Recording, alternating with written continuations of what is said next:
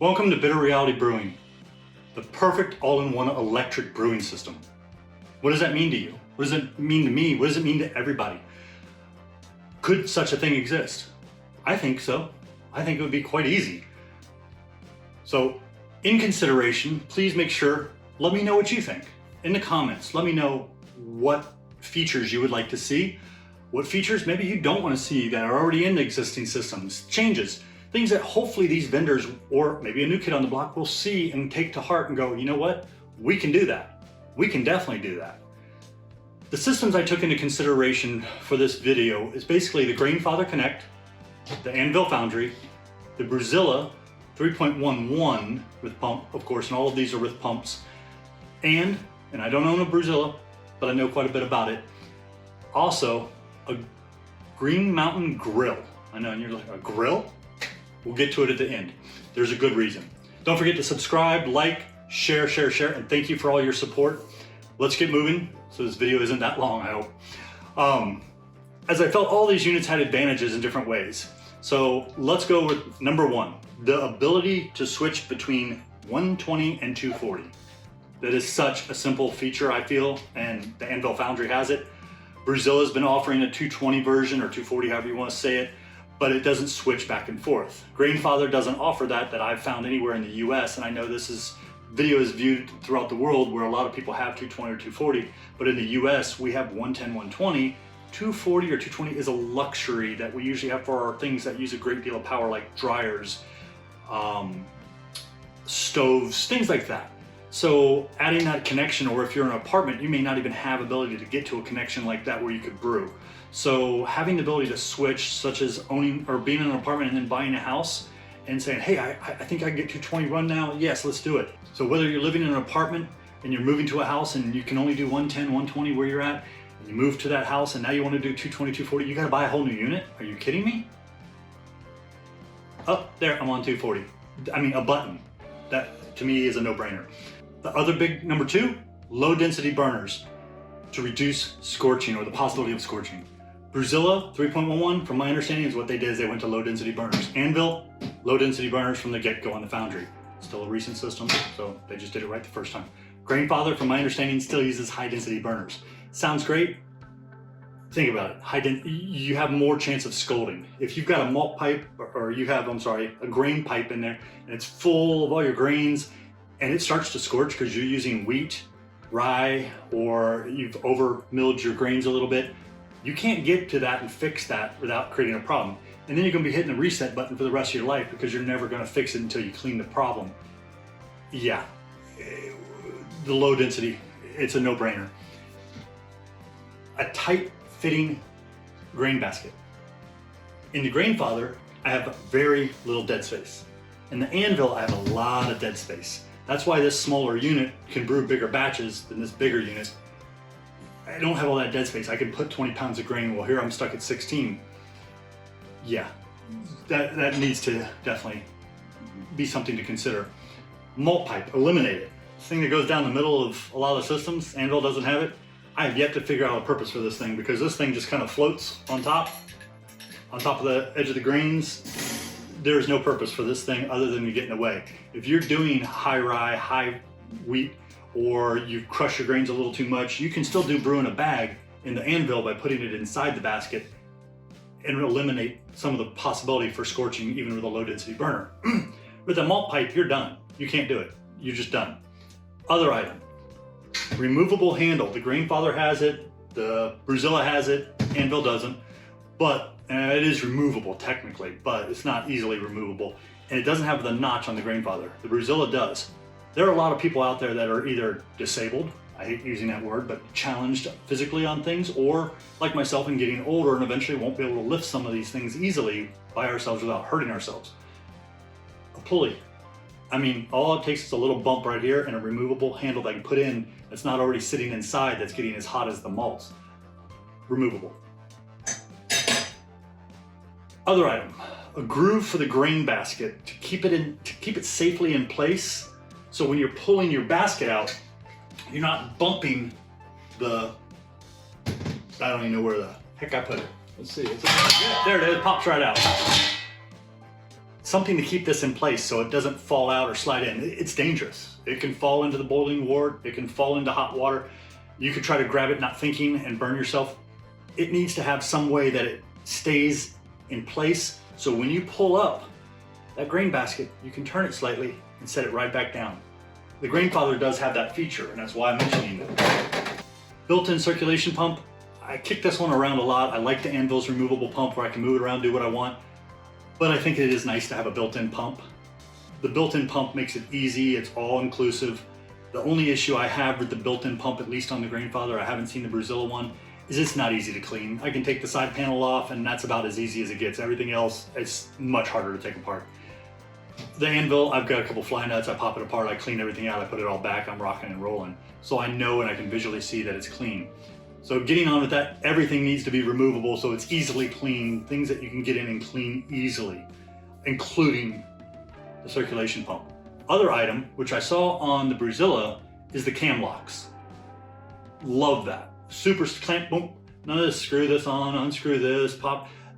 Cam locks, you know, and they both have the shut off valve, which is nice so you can control the flow or shut it off. Anvil's little clamp, kind of like as a fix to reduce the flow. It's ingenious to think of that, but it's not as refined as just having it in the actual pump system. Lower spigot. Most of them have it. Grainfather doesn't. It's versatile. It needs to be there. Handles. Anvil has it. Brewzilla has a little better. They have another handle down here. Makes it easier for however you're lifting to get things up. Put one hand here. It just makes it easier. Grainfather, I've heard complaints for years. Where's the handles? We need some handles. Yeah, I think they get it by now. They just haven't done it. At least not that I've seen. Glass lid. I like that lid because the top doesn't get hot. But Brewzilla did it where they had little handles on top so you wouldn't burn yourself and you could still see in easily. A little steam comes out of here. I know it steams up. It may not be quite as easy to see as you think, but still. Elevated control panel. Anvil had it low in the beginning, but moved it almost immediately. Whether you're on the ground or you have something you can put it up on, it's easier to see. I mean, the majority of the people are going to prefer it up.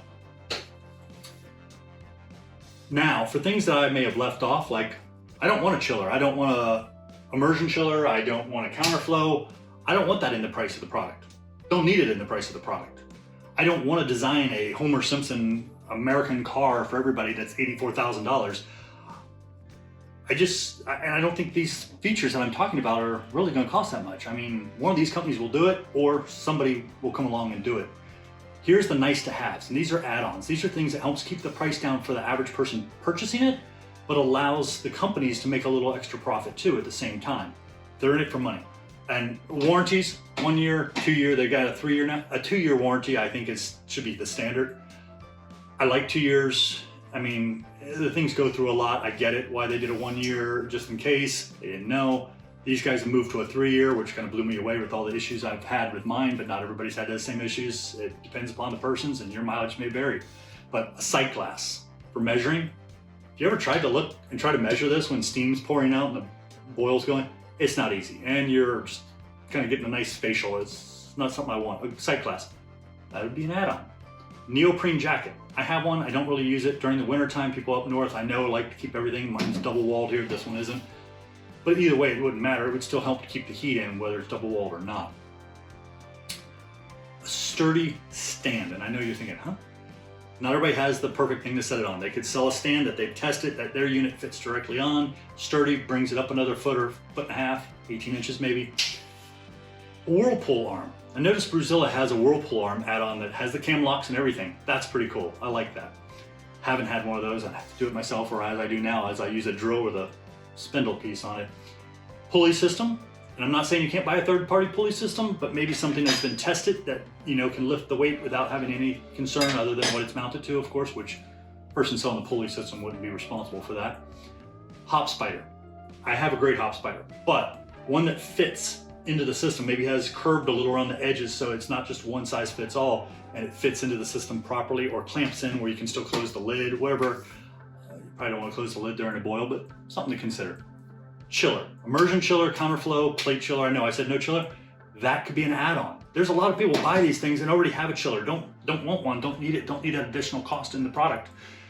it reduces the cost of the product and allows you to buy it separate. Maybe you prefer a different chiller. Maybe you don't like the chiller that it comes with. You can buy whatever you want, but it gives the company the ability to keep the cost down on the main unit while offering options for you to buy what you want.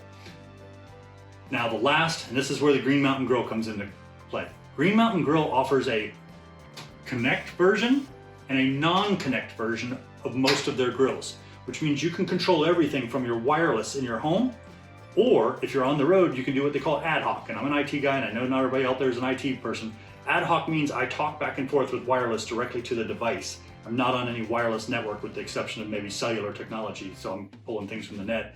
But it's a two-way wireless connection, so I can still work directly with that device in the field if I'm tailgating or at a brew party or something like that. But at home, I can actually just be on my main wireless, sit inside my house, and oh, hey, I got a hop edition. Let me run outside and do that hop edition.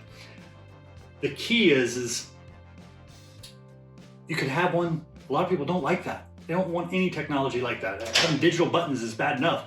So you have the non-wireless, non-connect version, and then for more money, you can get, and this would be an add-on that when you buy the device, you have a choice, this one or this one, and you pay more for the one, of course, it's wireless. But the key with this wireless compatible app, instead of Bluetooth, wireless, trust me. You would have an app for the Android, you have an app for the Apple iOS. I agree, Grainfather has a cool community thing, the app, but I had tons of problems with the reliability. And I've used iOS, I've used Android, I've used the latest and greatest, still had problems. With this, I've never had a single problem with my Green Mountain Grill, and it's wireless, not Bluetooth. So wireless. Here's the key though, is have the app. Instead of downloading, you pull your XML file, whether it's from Brewfather, Beersmith, or any other app you're using. You pull your little XML file, you import it into the app, boom. The app controls everything. It doesn't download, it just talks to it. I mean, you might be able to set timers, but it talks to it. The key with this is that with no fault of its own for wireless connectivity, there are times where you're the fault.